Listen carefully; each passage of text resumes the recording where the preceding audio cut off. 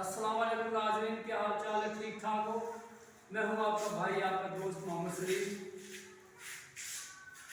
बुरे ਨੂੰ ਮੈਂ ਲੱਭਣ ਤੁਰਿਆ ਬੁਰਾ ਨਾ ਲੱਭਾ ਕੋਈ, बुरे ਨੂੰ मैं ਲੱਭਣ ਤੁਰਿਆ बुरा ना ਲੱਭਾ कोई, जब मैं अंदर झाती मारी मुझसे बुरा ना कोई। ਇਹ ਗੱਲ ਬਈ 16 ਨਾਲ ਸੱਚੀ ਹੈ। ਅਸੀਂ ਅਗਲੇ ਨੂੰ ਬੁਰਾ ਕਹਿੰਦੇ ਆ, ਅਗਲੇ ਨੂੰ ਬੁਰਾ ਸਮਝਦੇ ਆ। ਅਗਰ ਅਸੀਂ ਆਪਣੇ ਅੰਦਰ ਝਾਤੀ ਮਾਰੀਏ ਨਾ ਤੇ ਸਾਡੇ ਤੋਂ ਬੁਰਾ ਕੋਈ ਵੀ ਨਹੀਂ। ਅਸੀਂ ਜਨਾਬ ਅਗਲੇ ਵੱਲ ਉਂਗਲ ਕਰਨੇ ਆ, ਇਹ ਬੁਰਾ ਉਹ ਬੁਰਾ। ਇਹ ਉਂਗਲ ਤੇ ਤੁਸੀਂ ਅਗਰ ਸਬਕ ਸਿੱਖੋ ਨਾ, ਤੇ 3 ਉਂਗਲਾਂ ਤੁਹਾਡੇ ਵੱਲ ਆਉਂਦੀਆਂ ਨੇ। ਜਦੋਂ ਅਸੀਂ ਜਨਾਬ ਇੱਕ ਉਂਗਲ ਅਗਲੇ ਵੱਲ ਕਰਨੇ, 3 ਉਂਗਲਾਂ ਸਾਡੇ ਵੱਲ ਆਉਂਦੀਆਂ ਨੇ। 3 ਉਂਗਲਾਂ ਕਹਿੰਦੀਆਂ ਨੇ ਤੂੰ ਬੁਰਾ, ਪਰ ਅੱਜ ਇੱਕ ਉਂਗਲ ਕਹਿੰਦੀ ਹੈ ਅਗਲੇ ਨੂੰ ਤੂੰ ਬੁਰਾ, ਤੇ 3 ਕਹਿੰਦੇ ਨੇ ਤੂੰ ਬੁਰਾ। एक बड़ी अच्छी गल है कि जो असं किसी को कहने ना अच्छा, ये 3 ਉਂਗਲਾਂ ਸਾਡੇ ਵੱਲ ਨੇ। ਇਹ ਕਹਿੰਦੇ ਨੇ ਤੂੰ ਅੱਛਾ, ਤੂੰ 3 ਗੁਣਾ ਅੱਛਾ।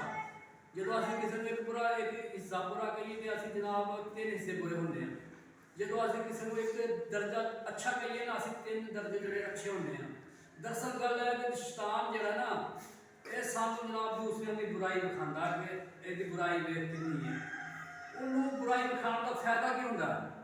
ਉਹਨੂੰ ਫਾਇਦਾ ਹੁੰਦਾ ਕਿ ਉਹਨੂੰ ਪਤਾ ਕਿ ਜੇ ਦੂਸਰੇ ਦੀ ਬੁਰਾਈਆਂ ਵੇਖੇਗਾ, ਇਹਦੀ ਆਪਣੀ ਬੁਰਾਈਆਂ ਤੇ ਪਰਦਾ ਪੈ ਜਾਏਗਾ। ਜਦੋਂ ਇਹਦੀ ਆਪਣੀ ਬੁਰਾਈਆਂ ਤੇ ਪਰਦਾ ਪੈ ਜਾਏਗਾ ਤਾਂ ਫਿਰ ਇਹ ਤੋਬਾ ਨਹੀਂ ਕਰੇਗਾ, ਕਿਉਂਕਿ ਉਹ ਆਪਣੇ ਕਾਗਜ਼ਾਂ ਤੇ ਸਾਫ਼ ਸੁਥਰਾ, ਉਹ ਤੇ ਕੋਰਾ ਕਾਗਜ਼ ਹੈ।